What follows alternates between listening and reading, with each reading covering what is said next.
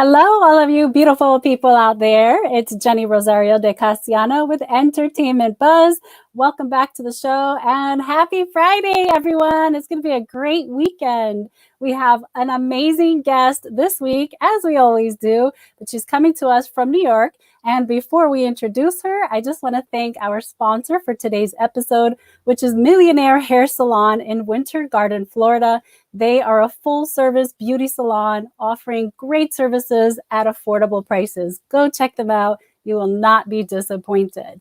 And so today's guest is a Nigerian American well-known model, TV personality, radio talk show host, who's worked on brands such as Estee Lauder, TJ Maxx, Nike, Maybelline, Glamour, BET, WeTV, just to name a few. The list goes on. She's also a host for Afro Flavor Radio, and we are going to hear some of her clips later on today. So please, let's welcome Sana Kibz. Hello, Sana. How are you? I am so happy to be here. Thank you. We're so honored to have you on. Welcome. Thank you. You're looking gorgeous as always. And whenever I hear people say all the things that I've done, I'm like, dang. Right? Stuff. I know. And you're so young too. Congratulations. Thank you. I started in this industry at the age of 13. Wow. Yeah. So you've got an amazing portfolio of work that you've done. Yes. And I love how you've mixed your New York style with a tropical background. Look at you. People are probably going to be like, why does she have a hat on? It's not where she's probably indoors, things like that. But you have to still bring out the New York flavor all time. Absolutely. New York is I feel you. I'm in Florida and people are always like, why are you wearing boots? It's like 90 degrees outside. I'm like, I can't help it. I'm from New York. We're boot people. We're not sandal people. And I actually moved here from Maryland, but I've been here for almost, I think, 7 years now. So they say once you've been in New York for 5 years, you are a New Yorker. That's it. It's official. Welcome to the club. So Sana, tell us about your career. You are a model, you're an actress, you're a radio talk show host, you're a motivational speaker. Like, you have everything going on in the right direction. Tell us a little bit about what your career looks like, doing all those things, and how you manage all of that. Okay, so I try to tell everyone that I am a hustler. And what I mean by that is not the hustler like, things that, those type of dealings. The bad stuff, right? Grind hustler. I believe that anything that piques your interest in this life, you should go after it. You shouldn't limit yourself due to your circumstances or due to your age or due to what resources you have available to you. It's very important that if you have an interest in something, to pursue it, because what if that's the thing that you should have done since you were 17 years old, but because you grew up in a certain situation, you didn't think that you could. So I've always allowed, my interest to pique my path and always push my path forward. So if I wanted to be a model because I'm 5'8", and I'm very slim. So I went into the modeling route, and being a model allowed me to then get introduced to so many things in the entertainment industry, such as radio hosts, such as stylists, such as other types of modeling. So it's not necessarily just runway modeling. There's commercial modeling, there's lifestyle modeling. So doing everything, honestly, sometimes I get mind boggled as to how I do it all, but I really rely on my reminders in my phone as well as my calendar. I do not play with my calendar. Oh yeah, I cannot live without my Apple Calendar. Yeah, it's such a lifesaver. So that's amazing. What you said, you were 13 when you started in this industry. And of course you have the perfect physique for it and the beautiful, gorgeous face. What more inspired you to get into modeling? And then especially at such a young age, was it just so attractive that you kept doing it? What was your motivation behind being a model and TV personality? Well, honestly, I knew that I was tall and slim for my age when I was 13, but I didn't think about modeling. I just thought I was tall and slim. But then I was in the mall with my mom, and back then, this is how models got discovered. So I was with my mom, and someone approached us, and they said, "Hey, your daughter looks really young, but she's really tall. How old is she? And how I don't know how tall I was then, but mom was like, oh, she's 13. And the lady was very interested. So she's like, you know what? We're having a casting for models in the area next weekend. Please check it out. Give her a card and said, hopefully we'll see you there. So we went back home. We thought about it. We prayed about it because my mom was very prayerful. And then we just decided, you know, let's just see. So I went to a casting with my cousins because, you know, once you have your cousins like, I want to come. So I was the opposite. I had to drag my cousins to come. They wanted nothing to do with it. And sometimes they did better than me. And I'm like, what just happened here? Well, when that does happen, I'm just like, maybe it just wasn't for me. But look, yeah. I path forward. So I went to the casting, basically got into the world of modeling because I was chosen that day. I became a model for Wilhelmina of PA and then later on for MMG in New York City.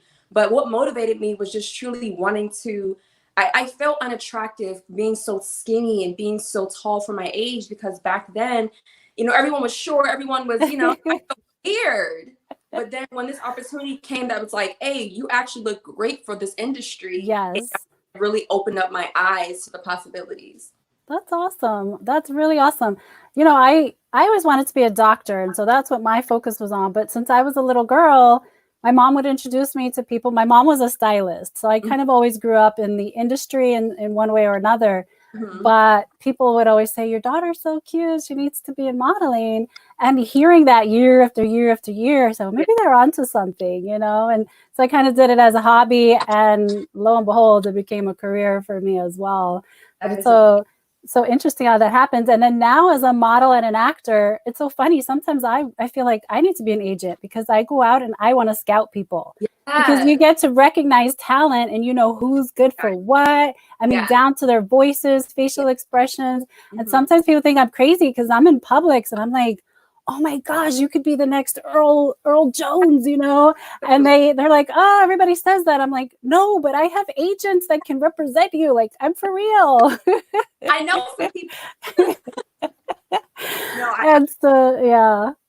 Whenever I see people, that's what honestly even pushed me to really make my Instagram what it was, because I had this talent of taking photos.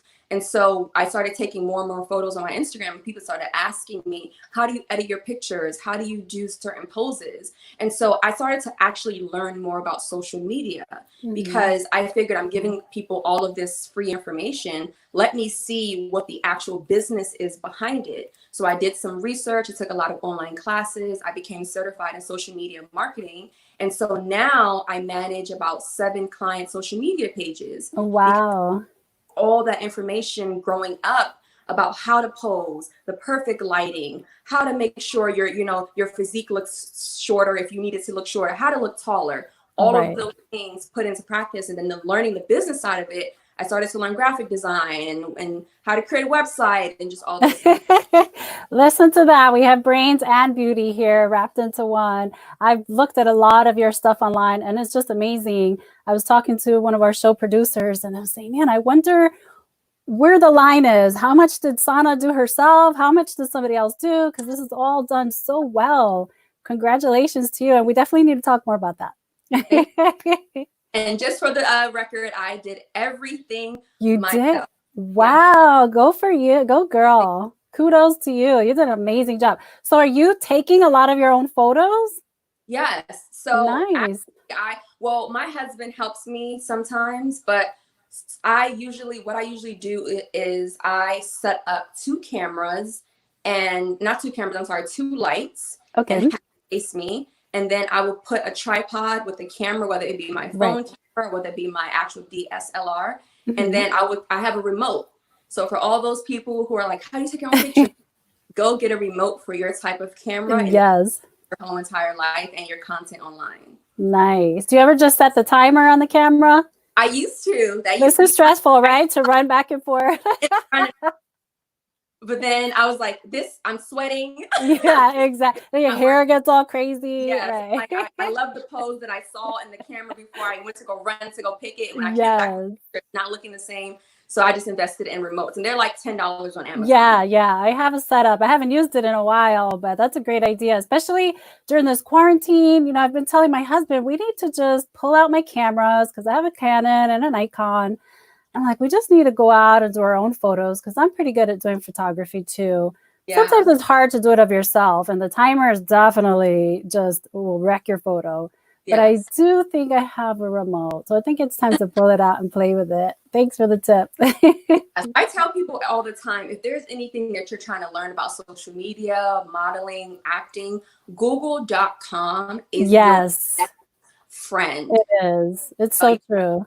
How to do anything from cooking a meal that someone wants to eat, and I'm like, okay, I don't know how to make this, you know, to like learning how to do my own photography, to learning how to live on Google. So I know a lot of to like search for locations sometimes, but utilize it as your resource center for anything. Great advice. It's totally true. So now that you've shared all of this information with us, I want the audience to know that they can get a lot more of this information from you because you're a lifestyle blogger and you have all of this information on your website.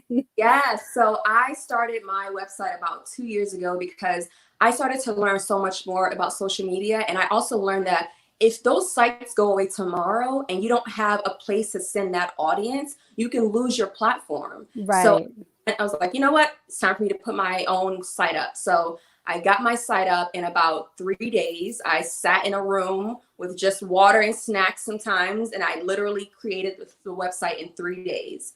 And then I started to push it. And what I do on the website is I help people with frugal shopping because look, I know how to make $100 look like $1 million. Okay. Exactly. People get frugal things in regards to shopping. I also let people know, like, here's how to revamp your social media page. So, and I also talk about me converting from from Islam to Christianity. Nice. So to feel like you can come to my page and get a dose of me, but also be able to relate to certain articles. Right. And walk away with some great knowledge. Good for you. I'm so proud of you. We've got a beautiful lifestyle photo here that I want to share. And I don't know if you took this picture yourself, let us know.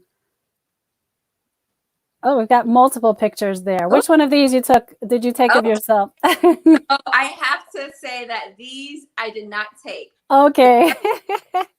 And it was my man. The one in the middle, I actually booked a photographer for the first time from Craigslist when I was in Florida. Oh, okay. And with the yellow pants, I trained my friend to just click the shutter. She didn't know how to take pictures, but I was like, just hit the shutter. Good for you. Well, that's almost like taking it yourself.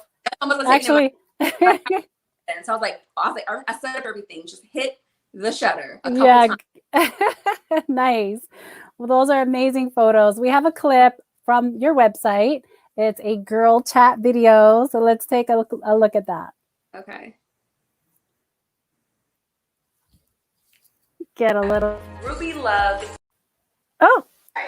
So I've been here since 2013. Okay. And let me tell you, I moved here with a suitcase and a dream. Okay. And literally, like, I never really told you guys my transition story, but I was one day doing this girl's hair named Doris. Shout out to Doris. And we were basically just talking about how I always go to New York for modeling. Yeah. She was like, when are you actually going to move out there? And I'm like, me, New York City, I don't even know anybody. What am I going to do? Right. But then I was just like, you know what? Let me just see if there's any opportunities out there. So one day I was on Twitter. You know, Twitter was still popping. Yeah. I mean, it still is popping, but like, you know, we're really popping. Right. And this stylist basically posted that she was looking for a fashion assistant. Okay. I've never styled anybody in my whole life, but I was sewing at the time. So in women's clothing. Okay. And so I hit her up like, hey, I'm an experienced fashion stylist. Okay. She was like, you are? She's like, okay, send me your resume. I tweaked my resume a little bit, fake it till you make it. Okay. And sent her my resume, and she was like, okay, let's hop on a call. Right. So what I had to say, she's like, be in New York City tomorrow at 8:30. Oh wow. Oh wow. Okay, so with my story, which is crazy, so you got till tomorrow. I guess I don't feel bad because I only had a month, right? I literally had to make a decision within a month. I came out here, did some interviews, grinded out, and literally they were like, okay, we want you to start next month. I was like, wait. I mean, I wasn't ready yet, right? So, but it's one of those things, is, girl, you gotta stay ready at all times. Stay ready so you don't have to get ready. You have to get ready.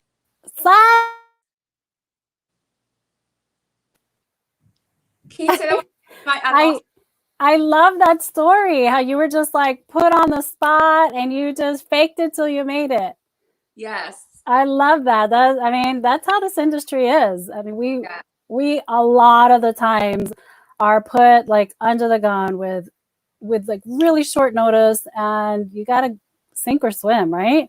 Yes. I always believe that you possess the tools, whatever industry or whatever hobby that you really enjoy, you possess the tools. It's just you have to somehow bring it out. That's why I said the Google resources or just learning about it in books. And so I felt as though, look, I may not necessarily know how to do this, but I'm sure someone has written about it somewhere. So let me go True.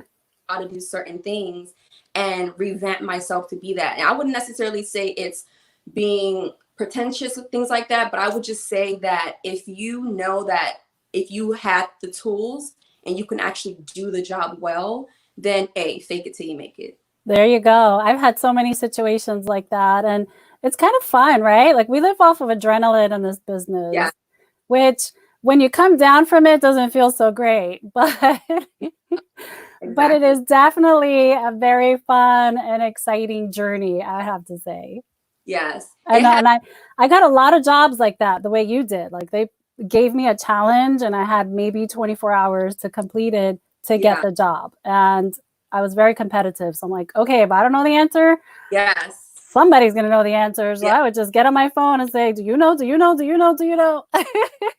I am a super competitive when it comes to whatever I want to pursue. I am super competitive. Like I won't say that, you know, sometimes I may procrastinate a bit because I'm human.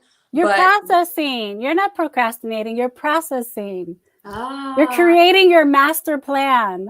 Love that. I will tell myself that from now on. Processing how to actually make this happen. Exactly. But I truly believe that if you just want, like, I can't stress it enough that if you really want something in this life and you actually do the work, there should be no reason why it cannot happen for you. Maybe a little slower than others to get there. But if you continue going at something, it's going to become a habit for you, and it's going to become greater and greater and greater. So I believe that I've used that logic with every single thing that I've done. Some people may say, you know, if you do a lot of stuff, then you're not a master at anything. But I beg to differ because I'm actually really good at everything that I've said that I can do. I may not be the number one, but I'm top something.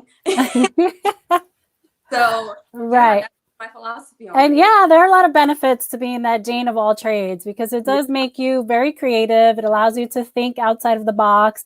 And in my opinion, it makes you a great problem solver. Yes. I know there's so many situations that I'm in where there's a challenge that our team is facing. And I'm like, oh, I got this. Like I've been in every situation here. So a little bit of this, a little bit of that, and boom, we got our answer, you know? So yeah, there are a lot of benefits to that as well. And of course, obviously you've been doing it and here you are, you know, having an amazing career. So it's definitely worked for you. Yes. So this next clip that we have is really interesting. It's it's going to show us a little bit of the feistiness that you have in you. Okay, you're about to show a clip from Hustle and Sew. That's right. We have it here. So you're also an actress, but you were on this reality show. So we have a picture here. It's a promo photo of Hustle and Soul. And then we're going to cut to just a real short clip, and then you can tell us about it. Okay. Look at that cast, huh? That's a beautiful cast. But it looks like you guys are up to something. Ooh, there we go. Okay, let's take a quick look at a little clip of the show.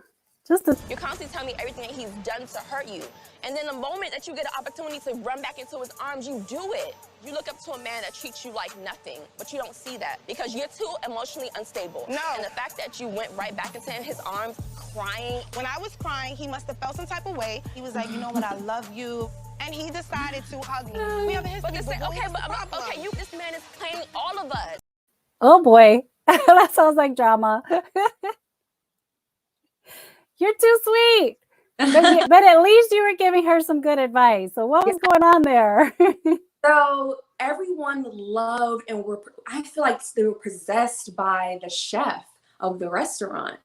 And so I was the only one that I feel like wasn't under his spell. So he kept on going back and forth about, no longer caring for him and then caring for him. And she was calling me all the time about how he's no good. So Wow. when I would see her run back into his arms, I was just so mind boggled. Why are you calling me at night going in about this guy? And then you're now here falling in his arms. So I was fed up. And I was like, I'm going to tell you the real. Good for you. We need people like that, because as you know, love is blind. So we need that outside advice, the people that can really see what's going on. Awesome. That looks like it was a lot of fun. Is that show still going on, or did that end? So it's been canceled. Okay. Yes, after 3 seasons. I personally left after season 2, so I wasn't canceled. But the show was canceled after season 3. Okay, that's still a good run, 3 years. That they couldn't control. I bet. So we're going to cut to a quick commercial break. But before we do that, we have a little trivia question about Sana. So let's take a look and see if the audience can tell us the answer. What are Sana Kibz's tips to gain followers on Instagram? Is it A, consistency and content, B, community and hashtags and tools, or C, all of the above? We're going to cut to a quick commercial break. I'm not picking it up. You pick it up. I'm not picking it up. Well, somebody's got to pick it up. I'll pick it up. They're clean. 'Cause my hand is clean. Oh yeah, I'm Charmin clean. That's how I know they're clean. Charmin Ultra Strong is woven like a washcloth and just cleans better. Yeah, I'm Charmin clean. The kid does have a That's point. My hand is clean. Yeah. Enjoy the go with Charmin. And for an extra clean finish, try Charmin Flushable Wipes. Welcome back with Sana Kibz. Okay, I'm sure the audience got this one right. Sana, enlighten us. How did you grow so many followers on Instagram? You have to do all of the above. Exactly. And not post and ghost. Instagram and social media is a community building platform. So you can't just post something and then get off of the platform. You have to engage with others. You have to go through hashtags that are relevant to your post, engage, comment, and like with those people. And then those people will come and show love to your page. Now, it won't be everyone, but if you do about 25 to 50 profiles, maybe at least 15 will come back and show you love. And wow. As with Instagram, the algorithm, the more engagement you're getting on your posts, the more Instagram will put your posts on other people's timelines. Ooh, that's definitely a formula. So with that, would you say that's 25 to 50 a day? I would say if you could do 25 to 50 every maybe 2 hours. Oh my gosh. Really good engagement. However, that is a lot for most people. So I would say at least 50 a day. Wow. I know that in my acting community, that is like one of the biggest challenges that we have as actors, because we spend so much time out in the field, obviously auditioning all day or self-taping or taking classes. And then we do a lot of editing also. So a lot of my circle, or I should just say in the actors circle, they struggle with keeping up with social media because it almost feels like a job in itself. Yeah. It requires so much time. It actually is. What I would advise for anyone who is super busy but wants to actually have an online profile that's constantly being updated is to these are 3 things I would say. The first one is to have a content day. And what that means is 1 day out the week or 1 day out the month, you do everything, all the photo shoots, all the videos, everything you dedicate to. Some people do the whole entire weekend, some people do a day. And then what you do is you now have a collection of content that you can just put into your drafts. A lot of people on Instagram has drafts. I had no idea. Yeah, so you can actually do a draft. So when you do a post and then you click out of it, it will say save draft or discard. And you will say save your draft. So now the days as it continues, you will just go to your drafts, you'll click on it, and boom, you post. Or you can do post where you do things like Hootsuite to post things for you. That's number 1. The second one is to hire a social media marketing manager. Now you can either hire someone from Craigslist, you can find them on places like Upwork and things like that, where you can hire someone depending on your budget. You say the budget that you have, and you say like, hey, for a month, I have $400 to give someone. I'm looking for a social media manager to post on my page every single day. That's the second one. And the last one is to go on Fiverr.com. Fiverr is my favorite platform for all freelancers. And so you can hire someone to actually manage your social media page. Okay.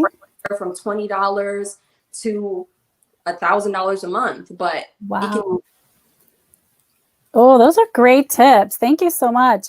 I know I have some people that I follow have a big following, and it's like, what are they doing? A photo shoot every single day, you know, because it's like fresh content. And as an actor and a model, you know how hard it is to get your actual materials from jobs that you've done. Yes. You've got to like really hunt it down, harass production, and you still may not get it. Most of the stuff that I get is stuff that people that I know see across the country, and they'll text it to me. I'm like, oh, you saw me in Seattle. Please send me a copy. You know, it's like, it's really hard to get the material. But now I hear you. I see the secret there. So pick a day, a week, or a month and just go crazy with your photo shoot. Good idea. Thank you. You're welcome. And I use Fiverr for some stuff. So I might look into that also. Right now I'm working on a little children's book, and I've been trying to get some sample. Yeah. It's a book that I've been working on forever. And finally this year I started to work on the animations, because that's really been the hardest part. The book was easy to write, but getting the right animators has been a little hard. So I've been kind of testing out some animators on Fiverr. Yes, Fiverr is so good. I'm telling you, you can find someone to do something for $5, people. You can't. Yeah, I know. I mean, I love to support people that are stateside, but I have to tell you, like, I've sent out some feelers for artists here, and they have not been responding. And so I'm like, well, you kind of are leaving me no choice. I mean, how much time am I gonna spend like hunting people down here? Yeah. So it's, you know, it's a catch-22. I'm still waiting for some responses for stateside, because of course I want to, you know, support our economy. But if they don't respond, they don't leave me any choice. So everything is every marketer will say anything that says made in the US will always be a percentage higher and exactly. However, you have this is your first production. So it is okay if you outsource and then later on migrate to your business being strictly in the USA, but you have to do what's best budget. And I believe that if your product is high standard, nobody cares where it's from. True. So Sana, you are a radio talk show host as well, of course, and you can be heard on Afro Flava 107.5 WBLS. I can't wait to hear it. I've heard some clips, but I haven't gone on and heard you live. So how can a person go on and hear you live? Is it Friday night? Is it tonight? Yeah. So actually tonight at 11 p.m. EST, we are premiering, well, not premiering, but we have another episode of Afro Flavor Radio, and it is the first Afrobeats themed radio show in New York City. Nice. One that was created in all of the USA. And 107.5 WBLS is one of the top 10 urban radio stations in the USA. Okay, so perfect timing. I'm going to tune in tonight. I'm going to be listening. Yeah. And that's awesome. I've heard some Afro beats. The music is beautiful. I mean, there's a lot of beautiful music. So I can't wait to hear it. We have a photo promoting your talk show. Let's take a look at that. Oh my gosh. Look at that outfit you're wearing. That is gorgeous. Did you do that, or did you have a stylist? That is my co-host. So I actually styled myself in those pictures. That is my co-host and the DJ of the show. Nice. Girl, when I go to New York, we need to do a photo shoot together, but you're gonna have to style. Just saying. Just saying. I used to work as a stylist, but I have to say, like, it doesn't come naturally to me. I have to work a little bit harder at it. And so I'm going to show you something. You want me to tell you the secret? Yeah. The secret to styling, if it's not something that comes to you like second nature, is Pinterest. Oh, girl, I love Pinterest. Pinterest has been so helpful. So yeah, I create inspiration boards. But when I came on the show this morning, I was wearing this. Ooh. And I thought it looked so cool, but my husband and my producer were like, we're not so sure about that. And that So, would have probably been hitting, the change would have probably been hitting your mic. yeah, last weekend, I'm Latina, so I love big earrings, right? I'm addicted to big earrings. There you go. There you go. Like, I love them. And then, of course, I have all this hair, so it hides my earrings. So today I'm wearing little tiny earrings. You see, because last week I was on the show with my big, pretty earrings, and all you heard throughout the show was clink, clink, clink, clink, clink, clink, clink, clink, clink. And honestly, I didn't even hear it on the show. It was after the show that I heard it. And I'm like, oh my gosh, it's horrible.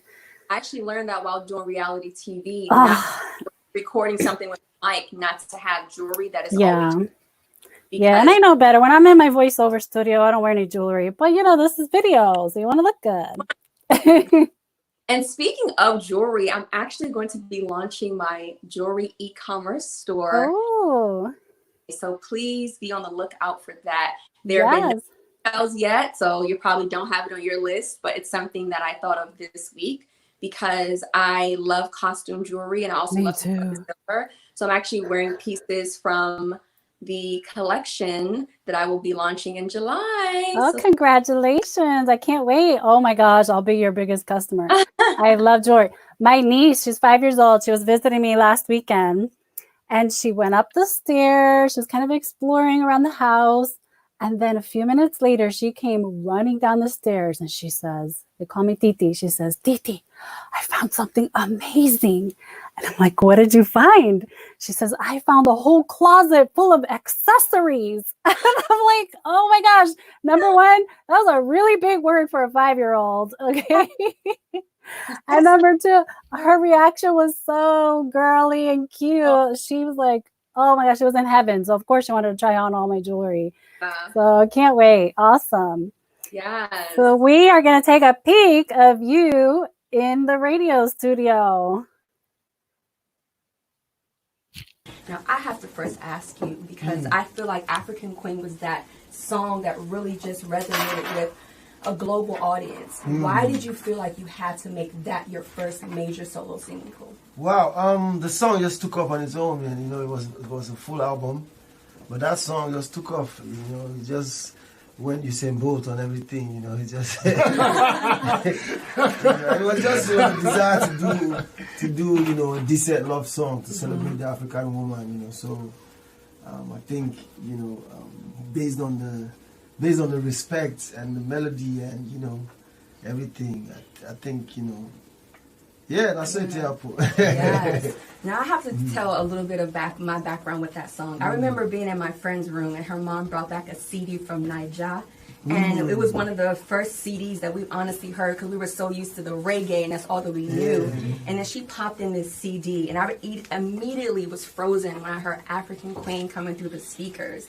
And that moment right there changed my life because 15 years later, we are doing Afrobeats on this show. And we have Tubaba in the building. You guys don't even understand the ginger. You don't understand how excited I am for this moment because I just know who you are. Bruh, she's been so super excited. I'm not dry now.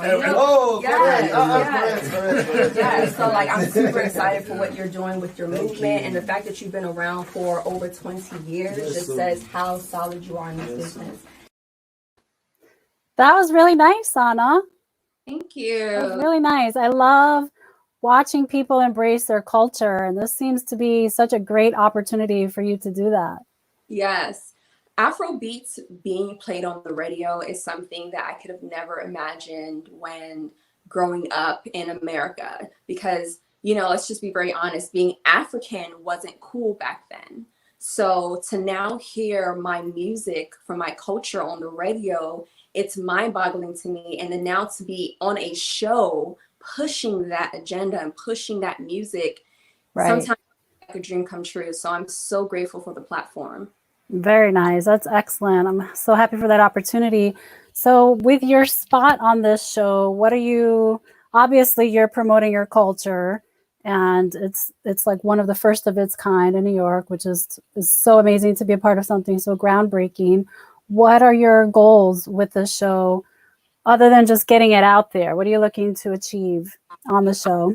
I would love to be able to bridge a gap between the land diaspora with the music, because a lot of times when you hear certain African songs on Spotify, they're like 2 years old. They're 3 years old from the motherland. Whereas our show, as soon as an artist releases a song last week, because we've developed that relationship, and because I am of Nigerian descent, I know a lot of them. They just hit me up like, hey, I have this new song. So there's no waiting in line with all these bigger streaming platforms. They can just get it to us right away. So we're helping them get their music out there without having to wait 2 years. So that's one thing that we're doing. And we're also helping up and coming artists, because 9 times out of 10, whenever you hear an artist on the radio, they're well known. Whereas we're allowing people that only have a 5,000 followers that maybe started creating music last week. As long as they're really, really good and their music is great,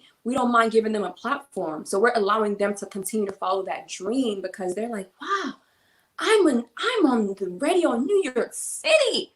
And so it makes them feel like what they're doing is worth it. And so I believe that we're helping to push that. And then the dream would be to be able to do it in New York City and also syndicate it to the whole United States. And then eventually have somewhere we have a partnership with the station back in one of the African countries. Wow, that's amazing. I love that. I love that you guys are doing that. I feel like there are not enough platforms today that help new artists get recognition. You know, and I was just saying, actually, I was just having that conversation the other day with my son, because he was playing this song for me. And I was like, why aren't we hearing that on mainstream radio? And I hate to say it. He said, Mom, he's a Christian artist. And I'm like, who cares? I'm like, who cares? It doesn't have to just be on Christian radio. This applies to the mainstream. It's an amazing song. It's not like they're pushing God down my throat. It's a very entertaining song. Actually, it had nothing to do about God. Actually, it was called the Quarantine Song. It had to do with the quarantine.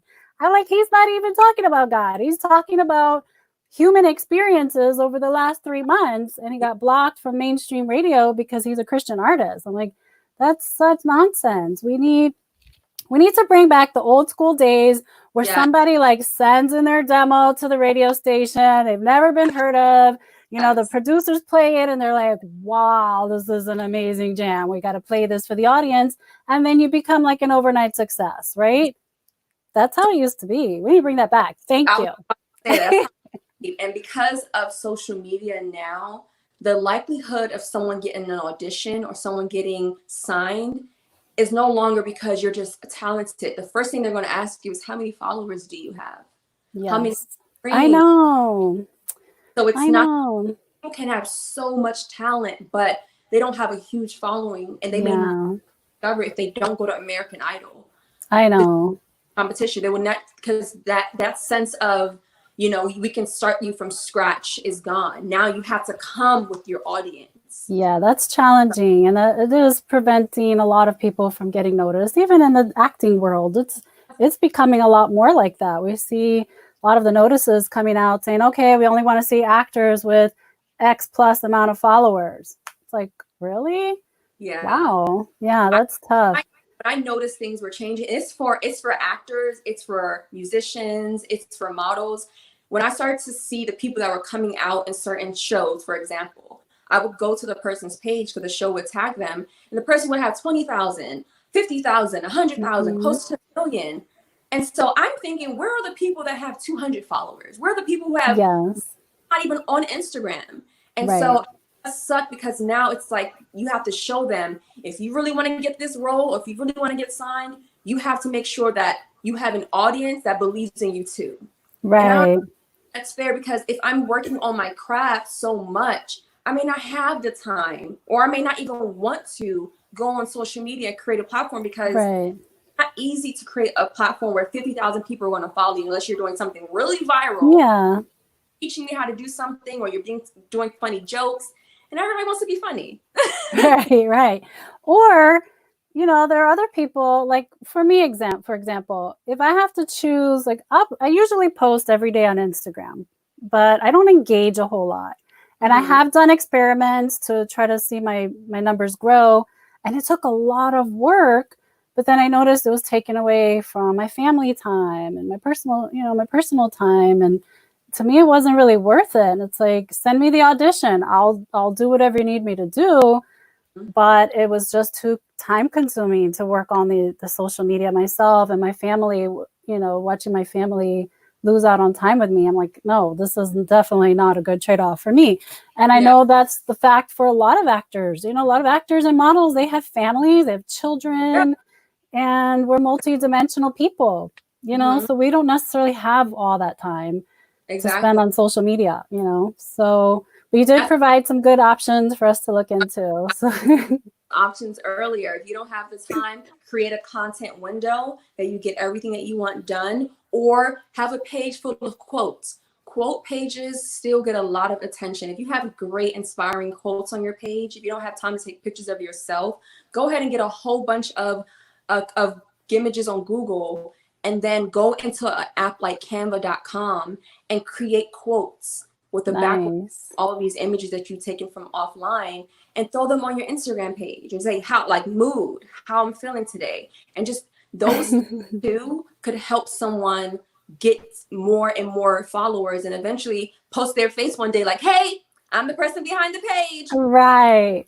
I like to post all kinds of stuff. My son keeps telling me I need to do more of the modeling stuff. And I'm like, well, that's great. But I also like to cook. I like to hang out with my family. I like to have all of me on my Instagram page.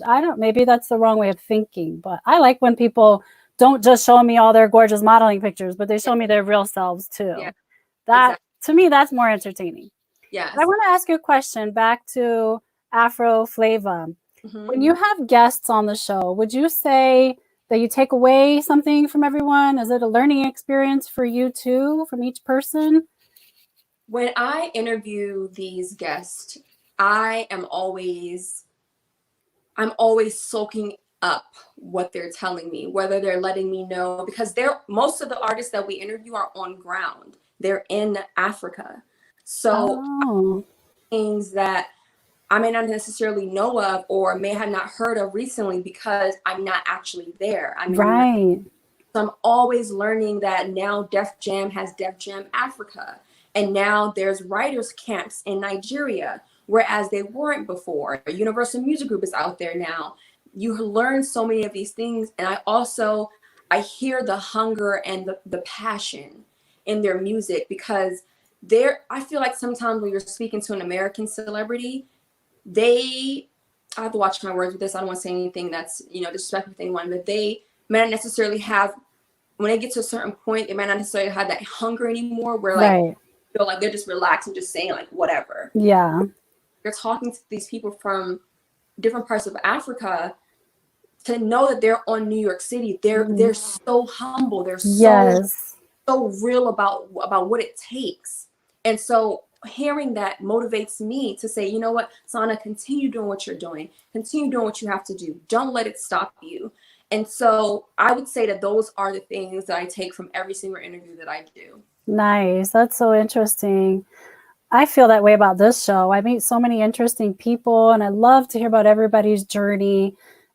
Everybody has a story, and that makes people who they are. And I really appreciate hearing them. And that's a key word that you used, is humility, being humble. And you don't see that a lot in the entertainment industry, but it does exist. Even with actors, a lot of actors are very humble, and they're the ones that motivate me, because they're just real, and it keeps you inspired when you have to deal with those that are not so humble or so kind. But also, I think just dealing with the African population in general, culturally, is very different. And they are very grateful. They have a sense of gratitude that we may not have at the same level here in America, because we tend to be spoiled here. Let's just be honest, right? I want to say that word. I said it for you. But go back to your country. When we say that, when you're a foreigner and you say those kind of words, people who may listen that are American say like, well, if you don't like it here, so it's true. A lot of Americans, I'm Nigerian American. I grew up here. So I know what being American is. Yeah. And we get so reliant on things just working out for us. that Well, I we have get. to tell, yeah, it's true. And I have to tell you, one of my favorite doctors is Nigerian. Yes, he is. He A lot is. of Nigerians in America are doctors. He's Nigerian. He is so humble. Like, this guy has an amazing career. Let's start it off by saying that. But he's like the most humble doctor that I've ever met. He's so kind. He's so thoughtful. He listens to you. He doesn't rush you. You know, he's just by far like the best doctor that I've had. And I told him, I actually went to see him yesterday, and he was saying how he finds it weird when he has discussions with other doctors, how they tell him, oh, you just have to focus on one issue. You can't talk about multiple issues. And of course, that's regulated by the insurance companies, right? Mm-hmm. And he was saying, I just feel so terrible doing that. It's not kind to the patient, you know? Yeah. And so I told him, his name is Dr. Amune. I said, Dr. Amune, that's why people change their primary care doctors all the time, because they don't feel heard. They don't feel like the doctor cares. And I said, and that's why your patients love you and keep coming back. Exactly. So he was very grateful. And he was excited to hear that I was interviewing a Nigerian American model today, of course. And he was playing Afrobeats in his office yesterday. And it was so relaxing. Like, it made me feel so good. He just transported me into a tranquil place, you know, while dealing with, you know, whenever you're dealing with medical issues, it's never relaxing. So I enjoyed the music. Yeah. One thing that Nigerians, I know for sure, when we are in a crowded room with other nationalities, we're always like, I see, I got you, I'm rooting for you, because we know where it's coming from. We know this is not necessarily our home. So to know that you've made it here and you're doing something successful, it's like a good on you. Awesome. That's awesome. Good for you. So we're going to cut to a quick commercial break, and we'll be right back with Sana Kibz. At Duke Energy, we deliver electricity and so much more, like free home energy assessments, rebates for energy-saving improvements, payment options to help you better manage your budget, and even bill credits for helping the community use less energy. So no matter what you're doing, we can help you make better energy choices every day. It's just another way we bring power to your life. How much can you save? Okay, welcome back with Sana Kibz. Sana, how are you? That was a quick break. We have a video clip of you doing reviews. This is another cool thing that you do on your blog. And so we're going to take a quick clip of you, or watch a quick clip of you doing some reviews before we get into some heavier stuff, because we're going to get a little deeper here with Sana Kibz. So stay tuned. We'll be right back after watching this quick review clip of her. Ruby Love is basically your period panties that you no longer have to wear pads. I know, sounds really, really crazy. However, it's revolutionary because sometimes, you know, you don't want to feel like you have that big diaper on. You don't want to wear the tampon. You feel like you may come on your period that day, but you're not sure, so you don't want to wear a pad. All of that is now out the window with Ruby Love. Now, it comes in this really cute packaging, and I'm going to show you guys. Super cute. Now, this is a high-waisted underwear that I got. I have on the regular one that looks about like this, and the reason why I can't show you guys is because I literally have it on now.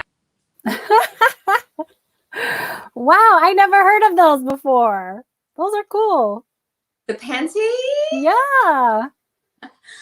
Yes, I was very shocked by the creation of this when I first saw an ad for them in the subways of New York City. And I was a bit confused as to how panties could keep your flow from seeping out. Yeah. So they reached out to me via social media like, hey, you know, we see that you do reviews. Could you do a review on these panties? They sent me 2 pairs and I tested it out. And I said, everyone has to know about this. Wow. Well, I need to try those. I never heard of them before. Yes, there's so many different brands, but the one that I did was for Ruby Love. Very cool. So you said they reached out to you. How did you start doing reviews? Did you just start saying, hey, I have like this amazing wet brush. Yeah. And then they started contacting you. How did that transpire? So I have been doing reviews on just random things that I've had. For example, in 2006, when YouTube just started, I did a review on all of the things I was using for my hair, the greases, and stuff. And so I just naturally do those type of videos. And so they reached out to me because of my social media platform on Instagram. And then when they also saw after in our communication that I also did YouTube videos, they said, okay, we don't even want an Instagram post. We would love for you to review. Okay. So, yeah, that's how it started. Nice. I need to start doing that. One of the quirky things about me is that I am a gadget person. So like even more than styling, which I manage with, but if it was up to me, I would get dressed in the dark every day. So that could be troubling. And I've done some crazy things getting dressed in the dark, but I'm a gadget person. Like I will pick gadgets over clothes any day. I guess it runs in my family because I have some like engineers in the family and like mechanics. So I have I'm surrounded by all these tinkerers, you know. So I grew up just like obsessed with gadgets, and I've done a ton of infomercials, and I do have a lot of products at home that companies have given me so that I could do the testimonials and infomercials. And I just love doing it because they're gadgets.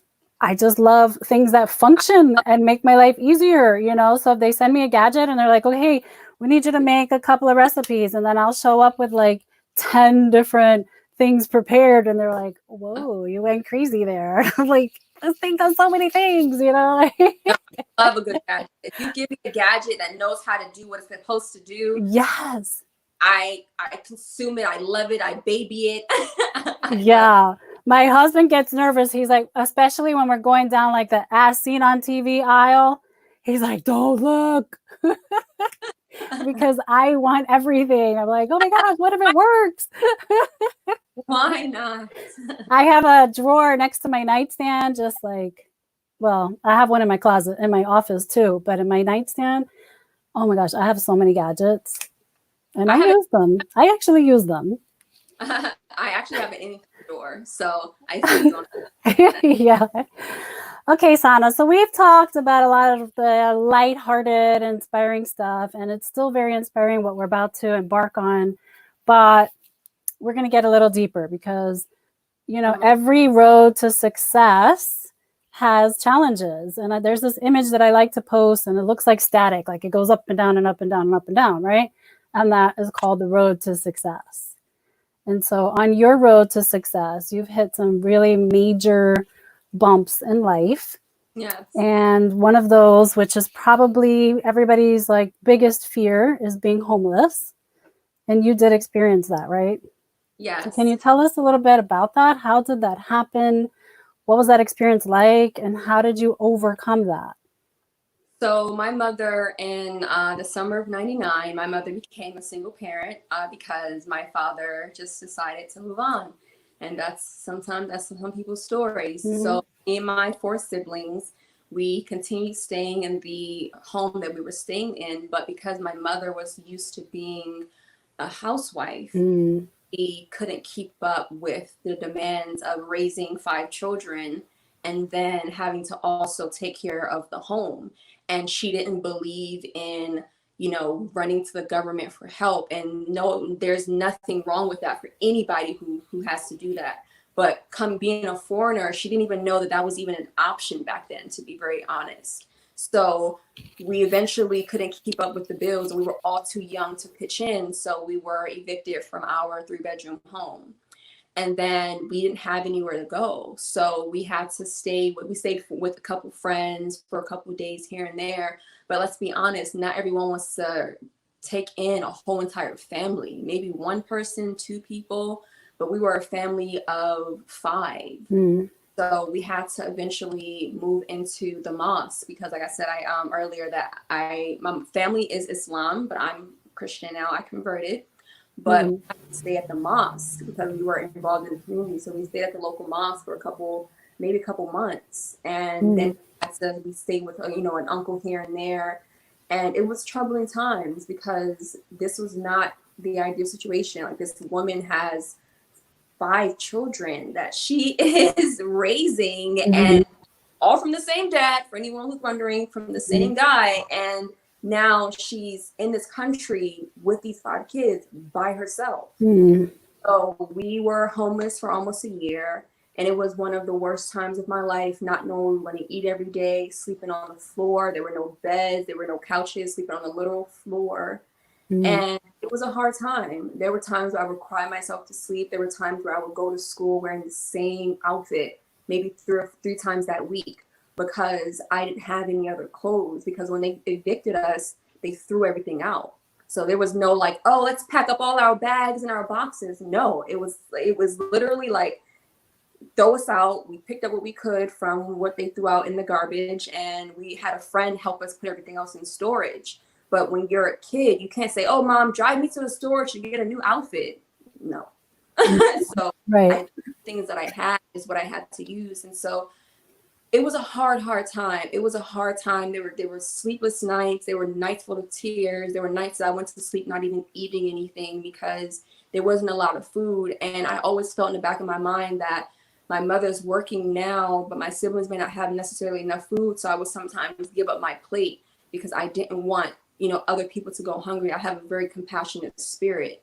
So eventually my mom was able to raise enough money. She was able to save up her money from working, and we were staying at the mosque. So eventually being able to get a 1-bedroom apartment. And that wasn't the best situation, being in a 1-bedroom apartment with, you know, 5 kids for almost, I think, 3 years. It was very, because now we went from homeless and now we have a roof over our heads, but now we're all packed up in this 1-bedroom apartment. So it was hard. It was hard growing up. It was so many nights where I would stay at school trying to let the time go by because I didn't want to go back home. I didn't want to be reminded of my struggles. And then, you know, my mom started working on her credit. She started understanding more about the system in America and just things like that. And eventually she worked on her credit. She was able to take out a loan. We were able to move into a 5-bedroom house. Wow. 5-bedroom house, and she still owns that house till today. I am so proud of that woman. I'm so proud of her because she could have took us back to Nigeria. She could have let some people stay here, but she kept us together, and she struggled and she did what she had to do. So my hero is my mother, and my vow in life is to make sure that when I hit it, when I make it, she doesn't have to lift another finger if she doesn't want to for the rest of her life. That is my goal. That is my motivation. So yeah, to see me go through that's why nothing phases me. No failure phases me. Nobody saying no phases me, because I say to myself, you were homeless. You didn't have any place to sleep. You barely could eat. You're on the radio. You've done TV. You've been in campaigns for model big agencies. So there's nothing anyone can tell me. God is good. God is good. And I'm trying to keep my composure here. That's such an amazing story. And I'm so sorry for the struggles that you guys went through. I don't want to cry. So where's my fan? I've made people cry on the show, but it's the first time I cry on the show. But wow, you've really been through so much, you and your family. And girl, I was proud of you when we started this, and I already knew a little bit about this story, but I didn't hear the whole story. And I'm so proud of you too for coming out of something so difficult. And what is your mom's name? My mom's name is Mary. Mary, I am so proud of you. You're a wonderful, amazing woman, inspiring woman, and mother, because just like Sana said, you know, there's so many times when parents are under such duress that they end up, sometimes by no choice of their own, separating the family, you know, for that survival. But she kept you guys together, and that's so important. As hard as it is, it's really important to keep the family together. And I'm sure that you just feel so much more loved for her doing that, despite the challenges, you know? My love for my mom knows no bounds. My mom, I look at her every day because at my age now, my mother had 5 kids. I don't know how I would be able to manage 5 children. Oh, I have one. I can't even imagine 5 and then in that situation. And, it was bad for you kids, but from a mother's perspective, oh boy, I can only imagine how that broke her heart to go through that and watch her kids suffer, So congratulations on your success and your mom's success coming from such a difficult challenge. How would you say, I mean, you've already talked about it quite a bit, but would you say that experience changed your motivation and fed your dreams and your mission in life? Yes, I would say that having that experience and knowing that one thing I used to always pray when I went to sleep when I was going through those times, I said, God, please turn my rags into riches. I used to always say that prayer. Amen. And I can now stand before you and say that God has turned my rags into riches. I mean, I don't necessarily be, a billionaire, but where I'm living now, I could have never imagined how the things that I'm eating, the opportunities, the doors I've walked in. I could have never imagined being that 10-year-old girl on the floor crying with a hungry stomach. So it has definitely shaped my perspective. And yes, sometimes being a human, still have self-doubts. I still have fear. I still have, days where I'm processing my blueprint of what I'm supposed to do. We're not going to say procrastination anymore. But when I think back to that little girl, I'm like, you know what, Sana, you need to get up and you need to do this because you've seen the worst of it. So it's only up from here. So yes, anyone who's listening, no matter what you've gone through in this life, if it's something that you are not proud of, or if it's something that you have gone through it has really just made you feel like, why me? Use that to fuel you, to motivate you so you can push through, push. Pray until something happens. Very good. Thank you for those words of wisdom and encouragement, Sana. God is good, and I'm so happy to hear about your provision and entering a life of abundance, which is God's will for us. Amen. So good for you. We have another trivia question based on your beliefs, and then we're going to cut to a quick commercial break. So here it is. What is Sana Kibz's life quote? And I love the answer to this one. Is it A, bloom where you are planted, B, never give up, C, dreams can become a reality? And you know what? All of these, you've said all of these today. So honestly, any answer would be correct. But we're going to cut to a quick commercial break and we'll be right back with the answer. At Taco John's, you can expect one thing, so good. As in quality ingredients, used in tacos and burritos made just for you. Every single bite. So good. Expect nothing less at Taco John's.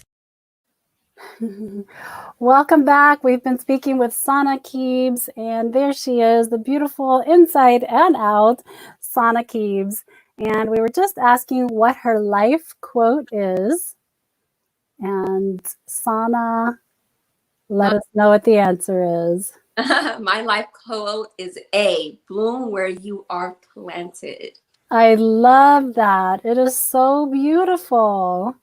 Yes. That was a really good quote. I have this gorgeous picture that I want to show of you. And it has your life quote on it. There we go. Oh my gosh, you look so gorgeous. Thank you. You're welcome. So Sana Kibz's life quote is bloom where you are planted. And that is such an inspiring quote because we're not necessarily planted where we intended on being planted. And what can you do except for make the best out of what you have and what your circumstances are, right? And it seems like you've done an amazing job at that. Yes. So, I believe that I am truly the rose that grew from concrete.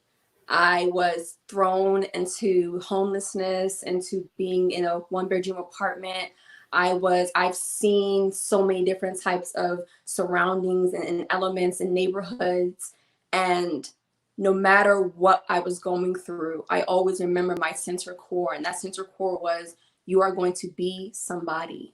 you're going to be able to be successful, so that your story can push other people forward. So your story can make other people believe that it is possible. So bloom where I put you, so that other people can see that you don't have to be in the Hamptons. You don't have to be in LA. You don't have to be in certain places to be able to sprout your wings and fly. Wherever you want to be in this life, if you believe in it and you work hard for it, it will bloom exactly where you are.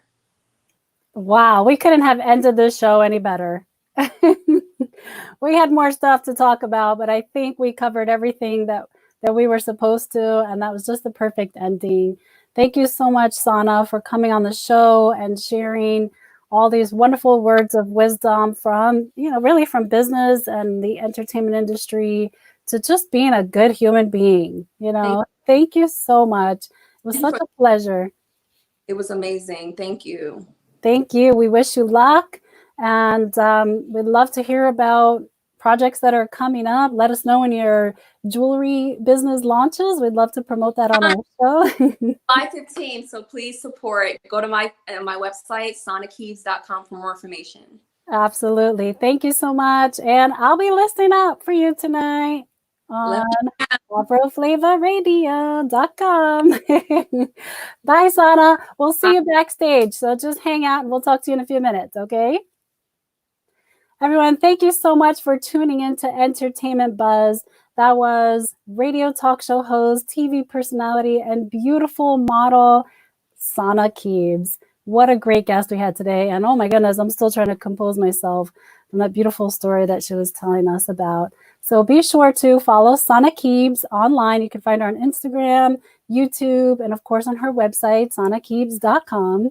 Also, please remember to follow us, Florida National News, on Facebook and also on YouTube. And of course, follow me, your host, Jenny Rosario, on Instagram and Facebook. On Instagram, you can find me under Jenny Rosario 8 for infinity. And we'd like to thank our sponsor of today's episode again, which is Millionaire Hair Salon based out of Winter Park, Florida.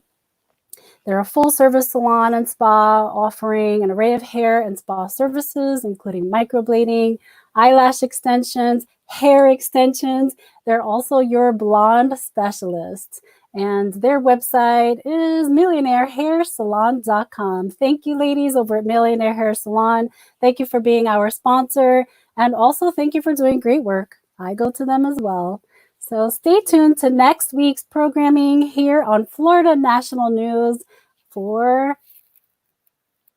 Fridays at 1 o'clock. Excuse me, a little brain fart there. On Fridays at 1 o'clock on Entertainment Buzz. Thank you, everyone. Have a great weekend. Gee.